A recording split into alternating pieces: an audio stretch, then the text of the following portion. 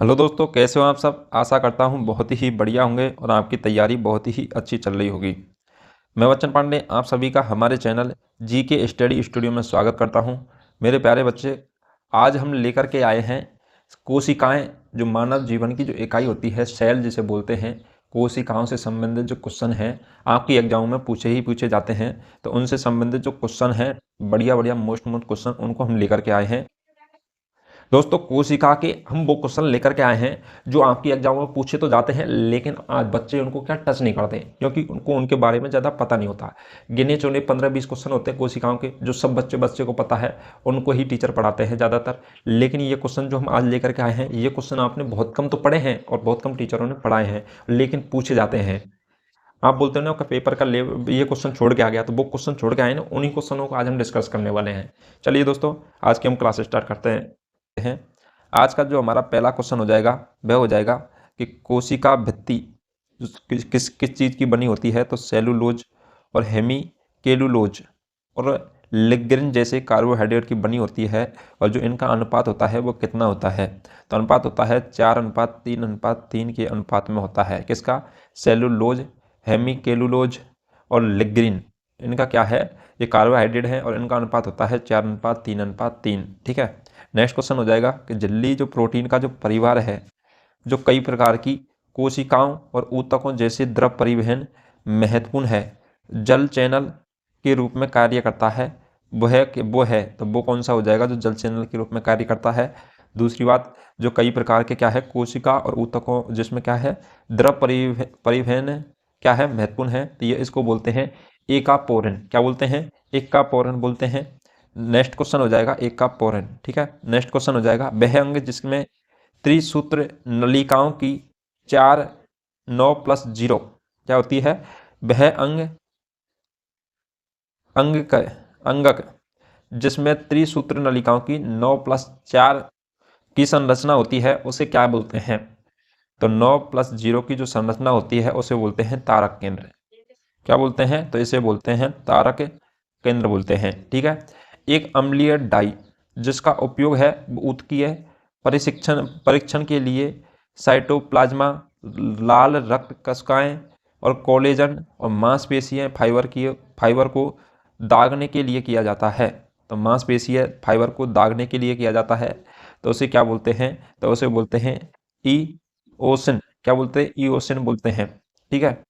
Next question हो जाएगा जो सेलुलोज संरचना जो इंटरफेज पर कोशिकाओं की गतिशीलता और आसंजन और ध्रुवीयता को नियंत्रित करती है, और क्या करती है माइटोसिस के दौरान स्पिंडल ध्रुवों, तो माइक्रोसिस के दौरान स्पिंडल ध्रुवों, और क्या करती है कोशिकाओं की गतिशीलता और आसंजन और ध्रुवीयता को नियंत्रण करती है, और स्पिंडल ध्रुवों के संगठन की सुविधा प्रदान करती है। तो उसे बोलते हैं क्या? तो वो हो जाएगा सेंटोसोम। क्या हो जाएगा? सेंटोसोम। नेक्स्ट क्वेश्चन हो जाएगा कि जो कोशिका झिल्ली में प्रोटीनों का प्रतिशत होता है वो कितना होता है। तो प्रोटीन की मात्रा कितनी होती है कोशिका झिल्ली के अंतर्गत? तो वो होती है कितनी? 40% से लेकर 60% तक। कितनी होती है? 40% से लेकर 60% तक होती है। जेली जैसा अर्धद्रव जिसे बोलते हैं मैट्रिक्स। तो जेली जैसा अर्धद्रव मैट्रिक्स जिसे बोलते हैं जिलेटिनस। क्या बोलते हैं? जिलेटिनस तरल जो कोशिकाओं के अंदर भरा होता है वह क्या कहलाता है। तो जिलेटिनस तरल है जो कोशिकाओं के अंतर्गत भरा होता है, तो उसे बोलते हैं साइटोप्लाज्मा। क्या बोलते हैं? साइटोप्लाज्मा कहते हैं। इसके अलावा नेक्स्ट हो जाएगा कि जंतु कोशिकाओं में क्या होता है सेंट्रीओला। तो जंतु कोशिकाओं के अंतर्गत सेंट्रीओला का जो मुख्य कार्य होता है यह क्या होता है। तो सेंट्रीओला का मुख्य कार्य हो जाएगा कोशिकाओं का क्या करना? विभाजन करना। तो कोशिकाओं का विभाजन करने का कार्य किसका होता है? तो वो होता है सेंट्रीओला का। नेक्स्ट क्वेश्चन हो जाएगा तो सेंट्रीओला कोशिकाओं का विभाजन। नेक्स्ट हो जाएगा बेचरण जिनसे होकर के कोई कोशिका एक प्रभाग से दूसरे प्रभाग में जाती है कहलाती है। तो बेचरण स्टेप कौन सा चरण होता है कोशिकाओं का जिसके अंतर्गत वह एक प्रभाग से लेकर दूसरे प्रभाग में जाती है, तो उसे बोलते हैं अपन कौन सा बोलते हैं? तो कोशिका चक्र। उसे क्या बोलते हैं हम? कोशिका चक्र कहते हैं। नेक्स्ट क्वेश्चन हो जाएगा कि जो कोशिका चक्र को 2 चरणों में विभाजित है, तो कोशिका चक्र है वो 2 चरणों में विभाजित है, जिसे कहा जाता है तो उसे क्या कहते हैं? तो उसे कहते हैं इंटरफेज। क्या बोलते हैं? इंटरफेज और मिटोसिस क्या बोलते हैं, इंटरफेज या मिटोसिस बोलते हैं, जिसे बोलते हैं एम चरण, क्या बोलते हैं, एम चरण बोलते हैं। ठीक है, नेक्स्ट क्वेश्चन हो जाएगा, जो इंटरफेज की उपविभाजित किया जाता है, तो इंटरफेज को उपविभाजित किया जाता है तो किस किस चरण में किया जाता है, तो वो किया जाता है G1 S और G2 चरण में। किस में किया जाता है, G1 S और G2 चरणों में विभाजित किया जाता है, किसको, इंटरफेज को उप विभाजित किया जाता है। ठीक है, नेक्स्ट हो जाएगा,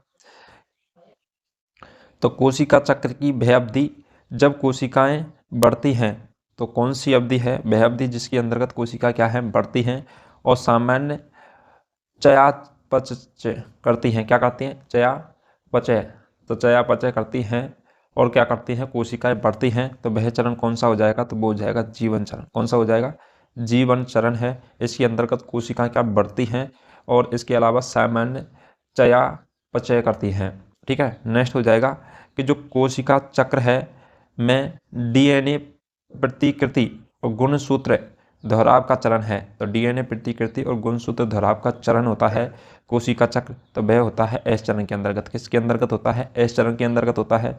नेक्स्ट क्वेश्चन हो जाएगा कि कोशिका चक्र की वह अवधि जिसमें साइटोप्लाज्मिक वृद्धि होती है, तो कोशिका चक्र की वह अवधि जिसके अंतर्गत किसकी, साइटोप्लाज्मिक की क्या होती है, वृद्धि होती है, तो वह क्या कहलाता है, तो वो कहलाता है G2 चरण। क्या कहलाता है, G2 चरण कहलाता है।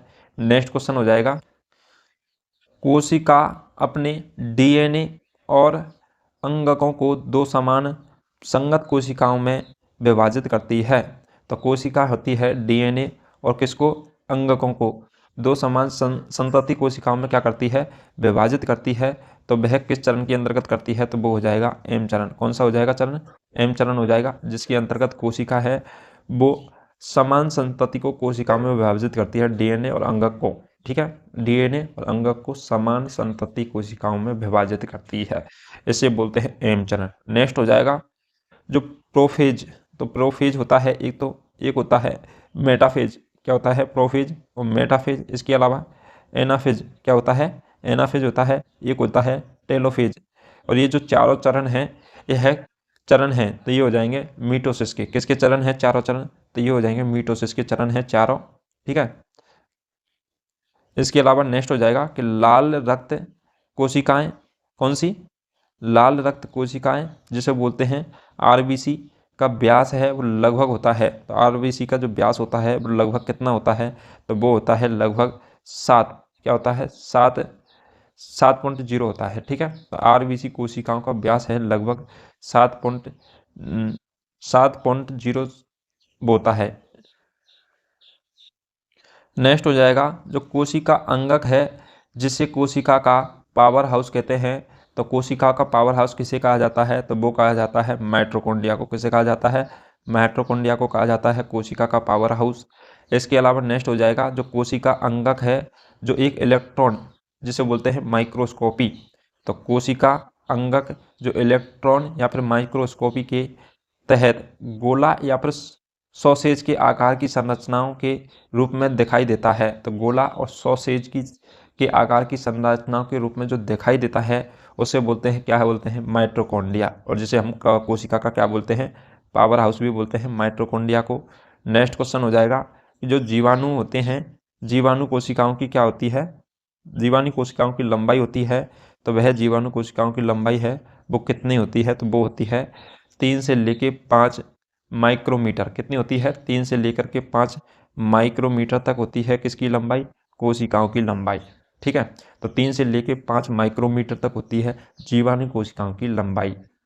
नेक्स्ट क्वेश्चन हो जाएगा ग्लाइकोकैलिक्स जो होता है, जो क्या है, ढीले आवरण का एक रूप होता है, तो ग्लाइकोकैलिक्स होता है वो ढीले आवरण का एक रूप होता है, वह क्या कहलाता है, तो वह कहलाता है स्लिम लेयर। क्या कहलाता है, स्लिम लेयर कहलाती है।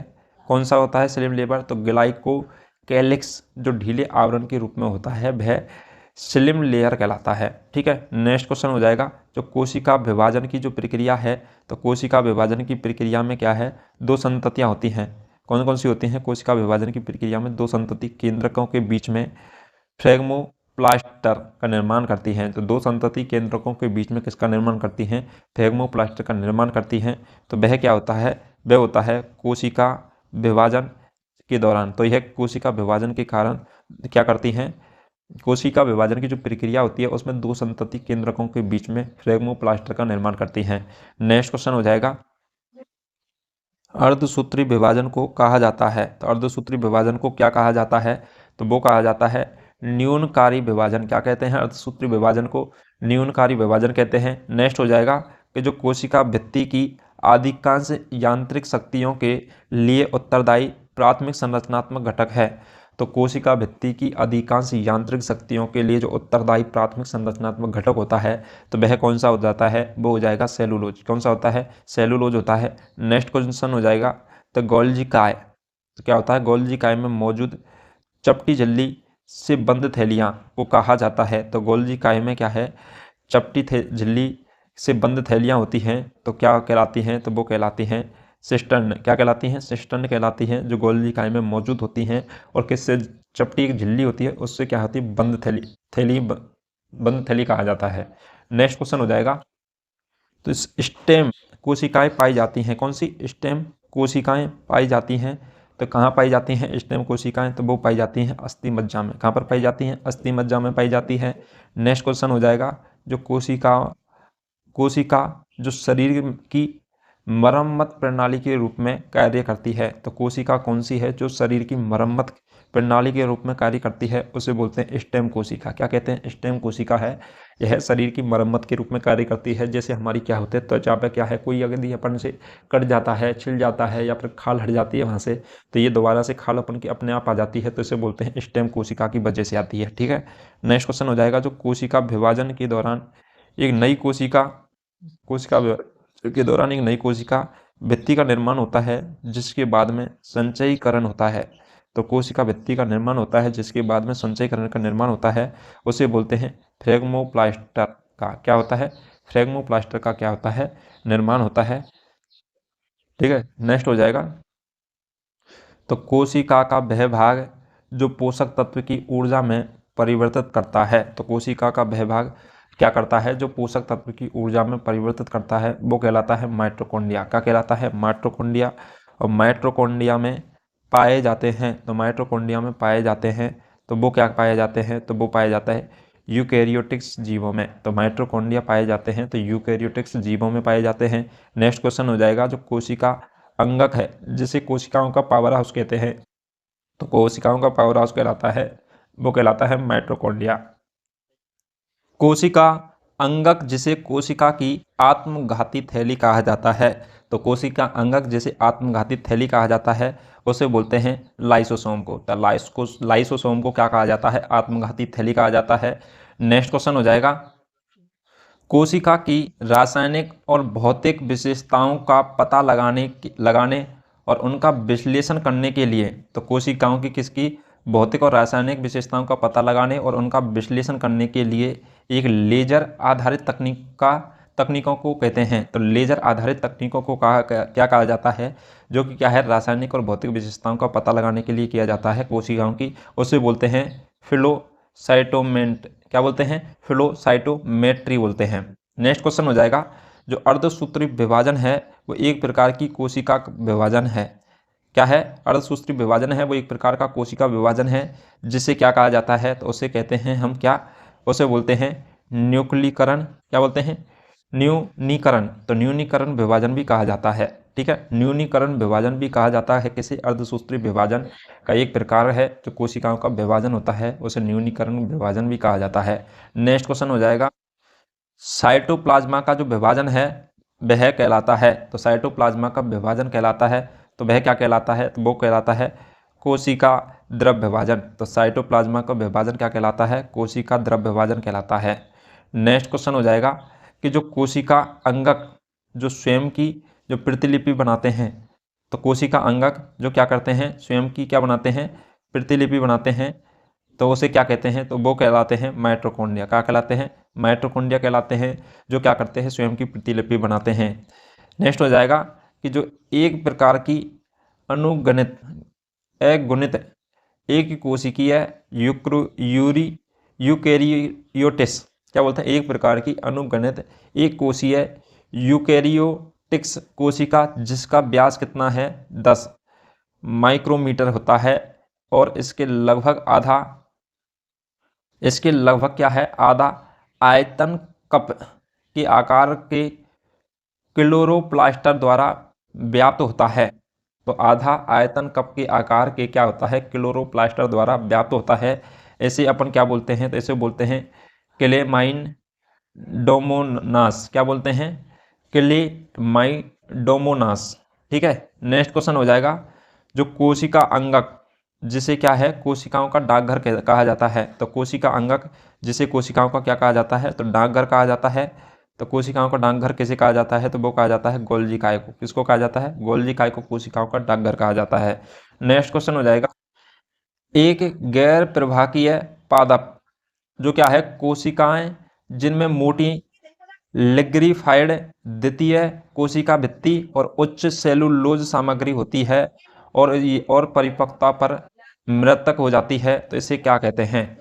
तो जिसमें क्या है, मोटी लिग्रीफाइड और द्वितीय कोशिका भित्ति और उच्च सेलुलोज सामग्री होती है, उसे जो क्या होती है, परिपक्वता पर मृतक हो जाती है, इसे क्या कहते हैं, इसे बोलते हैं स्क्लेरे काइमा कोशिका। क्या बोलते हैं, स्क्लेरे काइमा कोशिका बोलते हैं। नेक्स्ट क्वेश्चन हो जाएगा कि जो मांसपेशियां आँखों की लेंस में वक्रता को संशोधित करने में मदद करती हैं वो हैं। तो जो मांसपेशियां आँखों की लेंस में जो क्या है, वक्रता मतलब टेढ़ापन होता है, इस प्रकार से यूँ वक्रता, तो इसको क्या करने का कार्य करते हैं, संशोधित करने में जो मदद करती हैं वह क्या होती हैं, तो वो हो जाएंगी सिलियरी मांसपेशियां। क्या होती हैं, सिलियरी मांसपेशियां होती हैं, वह करती हैं मदद। नेक्स्ट क्वेश्चन हो जाएगा, कोशिका विभाजन की एक प्रक्रिया जिसमें गुणसूत्र इस प्रकार विभाजित होते हैं कि कोशिकाओं को वंशानुगत पदार्थ की समान मात्रा प्राप्त होती है। तो कोशिकाओं को क्या होती है, वंशानुगत पदार्थों की समान मात्रा प्राप्त होती है और इस प्रकार से गुणसूत्र विभाजित होते हैं, और जो प्रक्रिया है उसे बोलते हैं माइटोटिक कोशिका विभाजन। क्या बोलते हैं, माइटोटिक कोशिका विभाजन कहते हैं। नेक्स्ट क्वेश्चन हो जाएगा, जो कोशिकाओं की आंशिक रूप से पारगम्य झिल्ली के माध्यम से पानी के जो अणुओं की क्या है, उच्च सांद्रता से निम्न सांद्रता की ओर गति को कहा जाता है। तो कोशिकाओं की क्या है, आंशिक रूप से पारगम्य झिल्ली के माध्यम से जो पानी के अणुओं की जो उच्च सांद्रता से जो निम्न सांद्रता की ओर जो गति होती है, उस गति को कहते हैं, क्या कहते हैं, परासरण। क्या कहते हैं, परासरण कहते हैं। यह उच्च सांद्रता की से निम्न सांद्रता की ओर क्या करती है, गति करती है।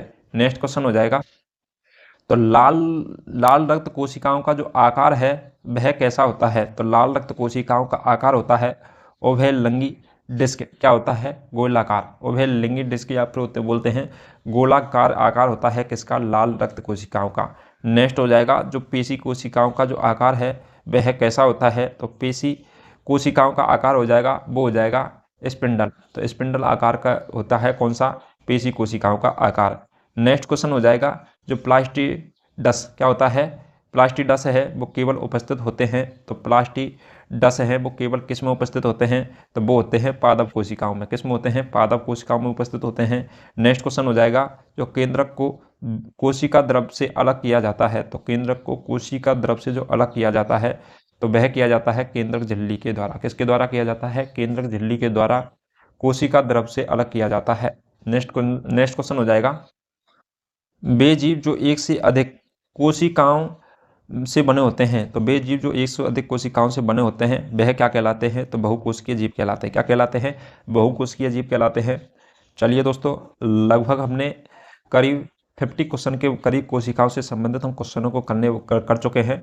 जो कि हमने जो भी क्वेश्चन कराए हैं वो सब क्वेश्चन ऐसे थे जो आपने बहुत कम पढ़े होंगे और बहुत कम देखे गए होंगे, लेकिन ये सभी क्वेश्चन क्या है, एग्जाम में पूछे गए हैं।